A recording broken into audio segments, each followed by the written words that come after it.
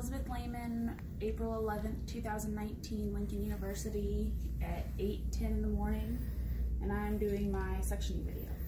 Okay, so I'm gonna walk in, introduce myself. Hi, Mr. Smith, my name's Elizabeth, and I'm gonna be your nursing student today. Can you do me a favor and identify your name and date of birth? Okay, good. So the doctor has ordered that we do suctioning on him, but before we do that, I wanna assess him. So I'm gonna do his vital signs, his pulse ox, and his respirations and blood pressure, and all of those are usually concerning enough that it would lead to wanting to do a suctioning.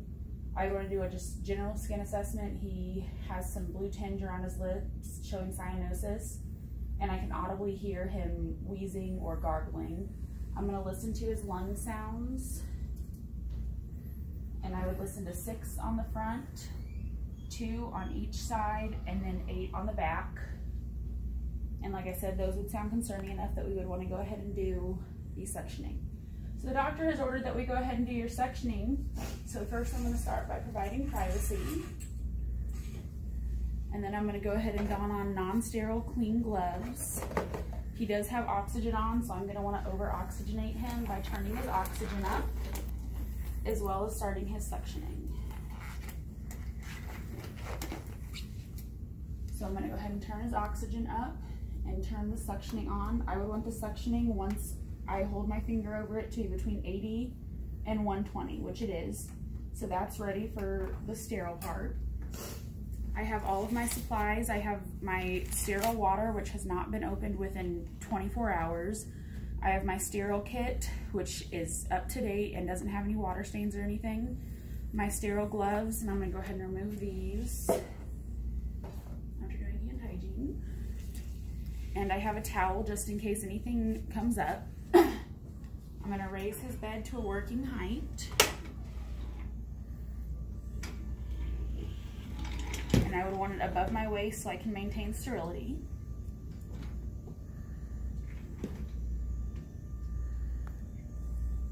Okay, I'm going to go ahead and remove my stethoscope so I don't risk touching anything. And the first thing I'm going to want to do is lip my water to make sure that it stays sterile. I'll lip it one more time because I should not put the lid back on. And I'm going to go ahead and take the towel and drape it over him. Like I said, I have already turned the oxygen up to over-oxygenate him, and my suctioning is on.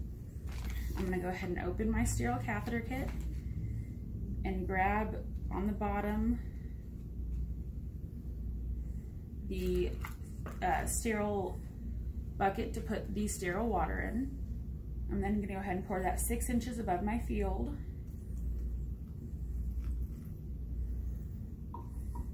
And then replace the cap. At this point, I'm now ready to put on sterile gloves.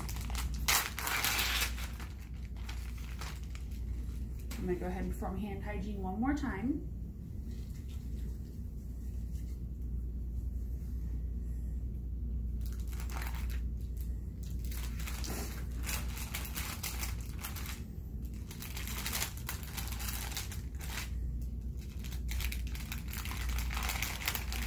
And I do have a 1-inch border that I can touch around this.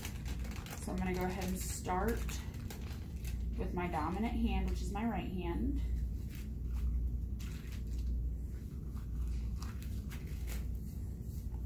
And then I'm going to watch my thumb and do my left hand.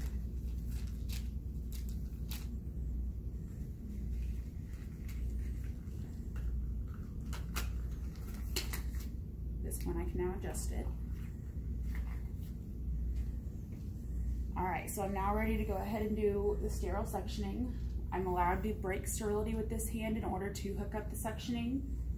So the first thing I'm going to do is take a hold of this.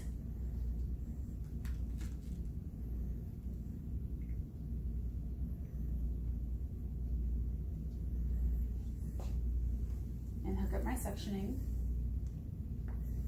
I'm also going to want to measure it.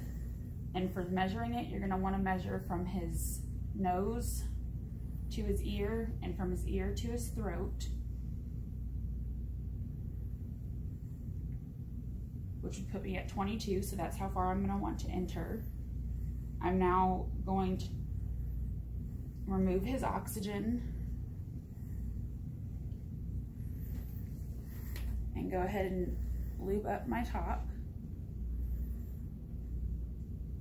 and begin suctioning. All right, you're gonna wanna take a deep breath for me, okay? I'm gonna insert it in the 22 inches. And as I insert, I don't want my finger over that. At this point, I'm then gonna wanna intermittently suction as I pull it out of his nose. I don't wanna be in there any longer than 10 to 15 seconds.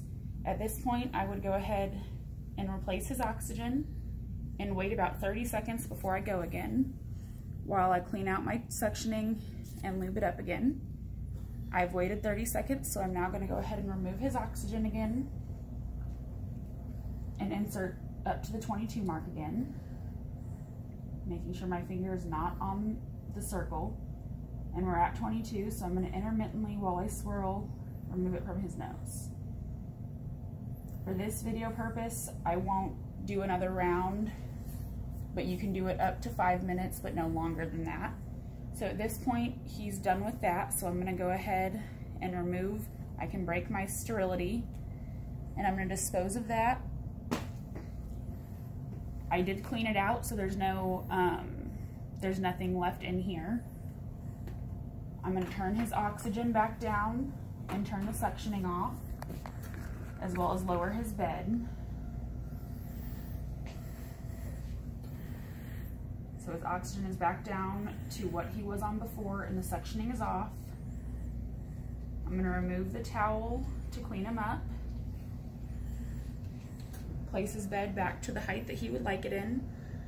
I then want to ensure that they have another kit here in case they need it for emergency situations, as well as water that will be able to be used. So since this hasn't been opened within 24 hours, I'm okay to leave this here for them to use again. I'm gonna go ahead and remove my gloves and do hand hygiene. And afterwards, I would want to document how he handled it. I would also want to reassess him by listening to his 6 lung sounds on the front, the 2 on each side, and the 8 on the back. I would also want to reassess his breathing sounds externally, as well as any cyanosis, which there isn't any since he suctioned. Like I said, his pulse ox, respiration, and blood pressure. And then how many passes I went through, how long I did it for, and how he handled it, as well as anything that may have come out. Thank you.